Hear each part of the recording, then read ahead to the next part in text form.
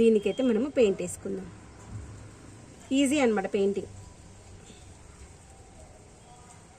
ఇదిగోండి ఇలా బ్రష్ను పెట్టేసి ఇలా ఫోల్డ్ చేయాలి అంతే. ప్రెస్ చేసే మనకు ఒక డిజైన్ వస్తుంది, ఫ్లవర్ ప్యాటర్న్.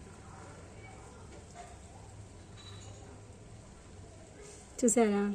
ఇలానే అన్నీ వేసుకుందాం, అక్కడొకటి అక్కడొకటి. అదే అందంగా కనిపిస్తుంది.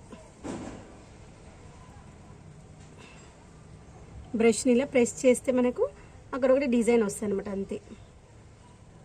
ఆ బ్రష్ యొక్క షేప్, మనం బ్రష్ ఎంత పెద్దది తీసుకుంటే అంత పెద్ద ఫ్లవర్ పెటల్ అయితే వస్తుంది అనమాట.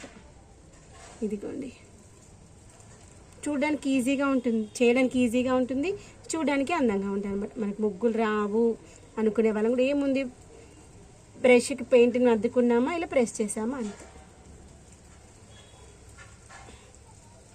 చూసారా? ఈజీగా అయిపోతుంది. ఇలా అన్నింటిని వేసేసుకుందాము. తర్వాత ఇక్కడ కావాలి అనుకుంటే ఇదిగోండి ఇలా మనకి ఒక మకర తోరణంలాగా కూడా చేసుకోవచ్చు. నేనైతే మకర తోరణంలాగా ఏమి చేయను, అన్నింటిని ఇలానే వేసుకుందాం. చూడు ఎంత బాగుంది, ఈజీ. చూసారా? మళ్ళీ ఒక్కసారి చూపిస్తాను ఫైనల్గా. ఇదిగోండి ఇలా పెట్టేసామా, ఇంకొకటి, ఇంకొకటి, మరొకటి, ఇంకోటి. 5 పెటల్స్ అయితే బాగుంటాయి. 4 పెటల్స్ అయితే మరి చిన్నగా కనిపిస్తుంది అంతే. మనం 4 పెటల్స్ కావాలంటే 4 పెటల్స్ పెట్టుకోవచ్చు. చూడండి ఎంత ఈజీగా ఉందో. బ్రష్ డైరెక్షన్ మారుస్తూ అంతే. అయిపోయింది. బాగుంది కదా? మీకు నచ్చిందా?